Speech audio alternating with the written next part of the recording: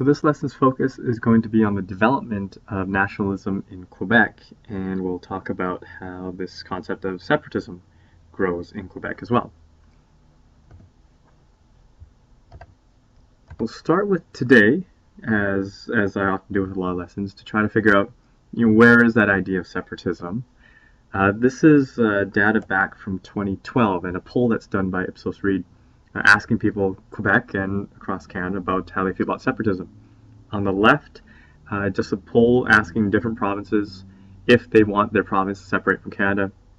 You can see that relative to the rest of Canada, Quebec still has more of that desire to separate over all the other provinces. Right? So 45% versus the rest of Canada at 18%. Another part of the poll that they did, they asked the question in a different way, asking if, or based on how you feel right now, are you inclined to vote in favor or against a proposal for Quebec sovereignty? People in Quebec answered 49% against sovereignty or against independence. Only 31% in favor and 20% unsure. So either way you look at it, it really is less than half the population of Quebec who wants separation from Canada. And that was back in 2012. Here's a bit of a kind of background on the issue that Quebec faces with the idea of separatism. This video is a little older. It's back from, again, 2012. Some of the information needs to be updated. So when they talk about the premier, it's the old premier. The current premier is going to be Philippe Couillard. The seats that they have in their National Assembly, which is a provincial government, is going to look a little different too. So what I've done is on the side here, I've updated what parties have how many seats in the National Assembly. So the Liberal Party is actually in power. The Parti Québécois, which is traditionally the separatist Quebec, separatist party, they only have 28 seats at Quebec. The others, I'm not sure what their platforms are, but a few of them might have separatism as their platform as well. But here's a little primer on the background to separatism and some of the issues that might actually come up with Quebec actually separating from Canada. Marois anchored her campaign on Quebec separatism, raising the profile of this emotional issue to a level not seen since a 1995 independence referendum that narrowly rejected independence for Quebec.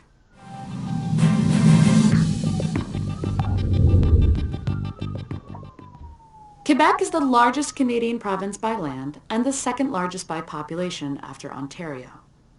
The province alone generates $300 billion in GDP, representing nearly a fifth of Canada's total economic activity. As the center of French colonization in Canada, pro-separatist Quebecers argue that Quebec is historically and culturally distinct from the remainder of Canada, which was eventually colonized and ruled by the British until independence in 1867. As a result of this colonial history, the official languages of Canada are French and English. Canadian French speakers make up about 22% of Canada's population, and most are concentrated in Quebec. Only about 8% of total Quebecers count English as their first language, the majority of whom live in Montreal. This language and cultural division is a source of political friction, and about a third of Quebec's population supports the idea of Quebec independence from the rest of Canada. The 1995 referendum failed, but the process triggered a political crisis with reverberations that are still felt today. The most geopolitical aspect of this lies in the potential for a physical separation between the Canadian mainland and the country's eastern provinces. Although a number of proposals have been considered, including a land bridge between New Brunswick and Northern Ontario, such a division would inevitably lead to questions about the viability of a unified Canada without Quebec. Furthermore, Quebec's secession would require international involvement from the United States over the question of the St. Lawrence River, which connects the Great Lakes area to global maritime shipping routes. Although Canadian population centers like Toronto export primarily to the United States, this critical connection to the global market is a geographic choke point for the U.S. Upper Midwest as well as central Canada. But there are significant drivers keeping Quebec from taking this drastic step, despite the separatist slogans of the Marois campaign. Quite simply, separation from Canada could be very costly. Quebec City and Ottawa would have to agree on a number of sensitive issues, including the status of Quebecers living in the rest of Canada or those working for the Canadian government. Quebec could also be required to pay a portion of Canada's national debt. And finally, the status of Canadian military personnel and assets in Quebec would pose a serious security conundrum for both the emerging Quebec and Canada. In addition to this host of logistical problems, Quebec would also stand to lose billions of dollars of redistributed tax income from Ottawa.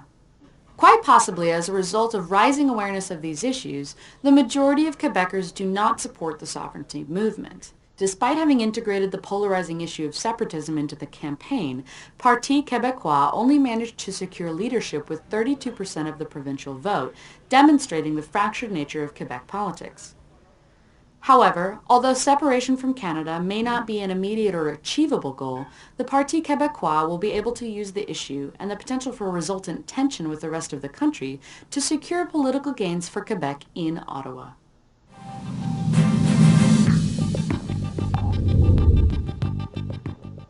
Right, so you can see how difficult separation from Canada could actually be for Quebec. It raises a lot of issues of, what do we do with our military? What we do with the debt that they would have contributed to as well. So not a simple thing, and that could be part of the reason why some people in Quebec aren't in favor of separation anymore. And their parliament or their national assembly kind of speaks to that as well. That Parti Québécois is not as popular as it once was.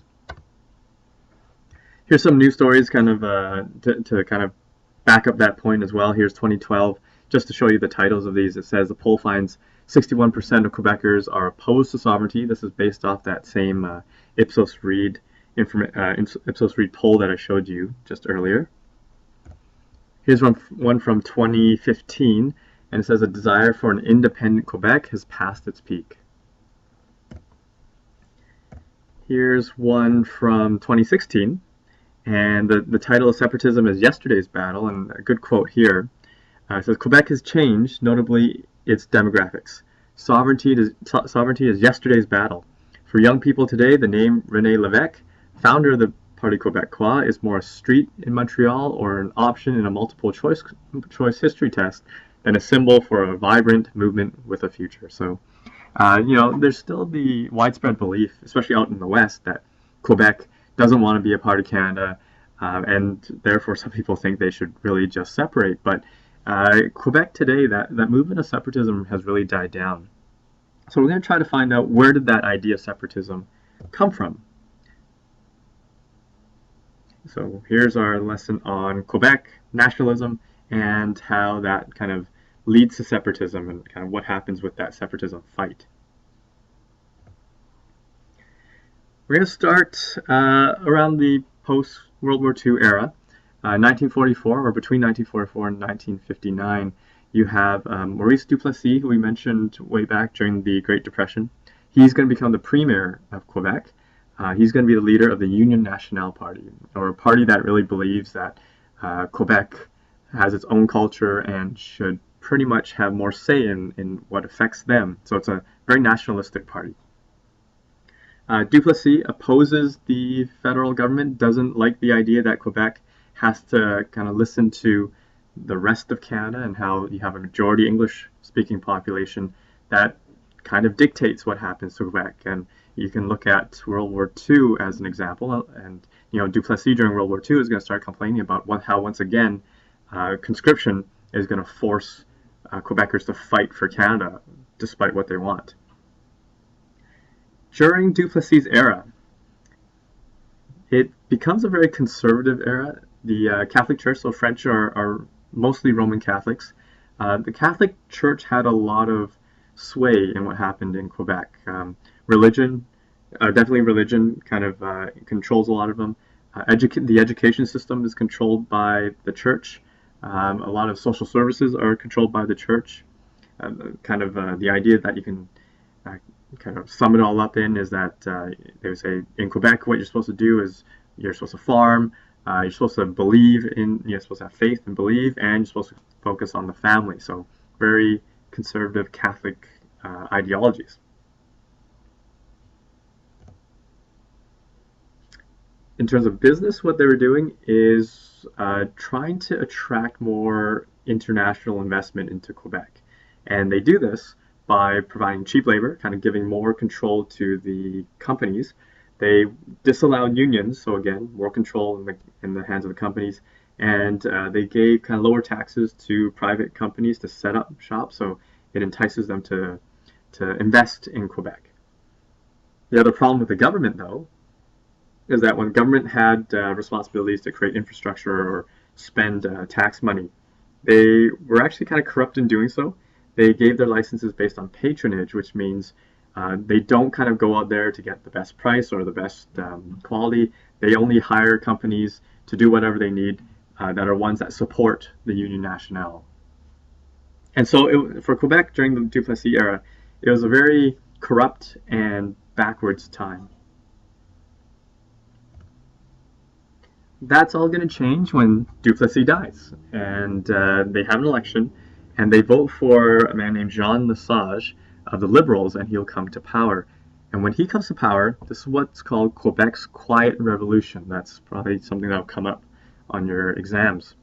What Lesage tries to do is to turn Quebec around from its old conservative days to kind of try to modernize it. So he'll try to get rid of all the corruption in government, all that stuff about patronage, he gets rid of it. All the jobs he'll try to base upon merit rather than patronage. He raises wages again, so kind of going backwards from what that Duplessis era was. Raises wages, raises pensions, takes some of that power away from these companies. The restrictions on unions were removed. Education is taken or put back in the hands of the province. So are social services. That way you take it away from the church. People in Quebec were encouraged to break away from the church and pretty much modernize. Right? So kind of rather than following family, farm, and faith, they should just kind of join the 20th century, is what he said. They also nationalize all their hydroelectric dams, so it kind of becomes owned by the province, very similar to what BC Hydro is like today. And so that's kind of Quebec taking charge of their own economy, having control over it.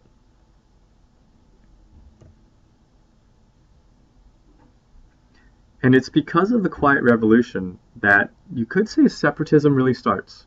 Because as Quebec starts to change itself around, it does it by itself. And when it modernizes by itself, it kind of shows the people of Quebec that they don't necessarily need Canada. If they've done all this kind of advancement on their own without Canada, maybe they could actually be independent. So this is where separatism really begins. Rather than, the old fight against Canada and how they should get more and more rights. Of course, all that stuff in the past about, after the fall of New France and Britain taking over and France constantly trying to fight to keep its culture, that, of course, is still there as well. But it's really the Quiet Revolution that shows Quebec, really, they could do well on their own. So with separatism, Quebecers kind of have two options. One option is to join a terrorist group, one who's going to use fear to try to persuade the federal government to give them what they want, to kind of have Quebec separate. This is called the Front de Libération de Québec, or the FLQ, a little easier to say. The FLQ in the 60s starts to terrorize different locations around Quebec. They attack CNR offices or Canadian National Railway offices. They planted bombs in mailboxes, and so you see in this picture, you see a plainclothes officer here, and I think he's trying to defuse a bomb that they planted in this mailbox. They also bombed the Montreal Stock Exchange, which you see on the right here. Montreal Stock Exchange doesn't exist anymore, but here it is after the bombing. They even bombed the mayor's house in Montreal. So this is one route you could have taken.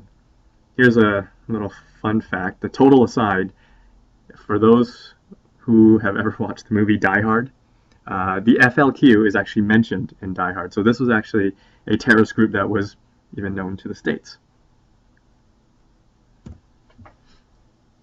The second option, of course, is more of a peaceful option. You could join the Parti Québécois and try to make change through government. So in 1967, as mentioned before, René Lévesque is going to form the Parti Québécois.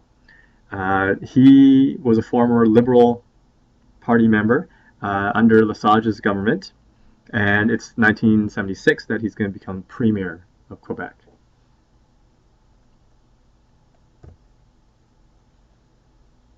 Okay, so that ends part 1.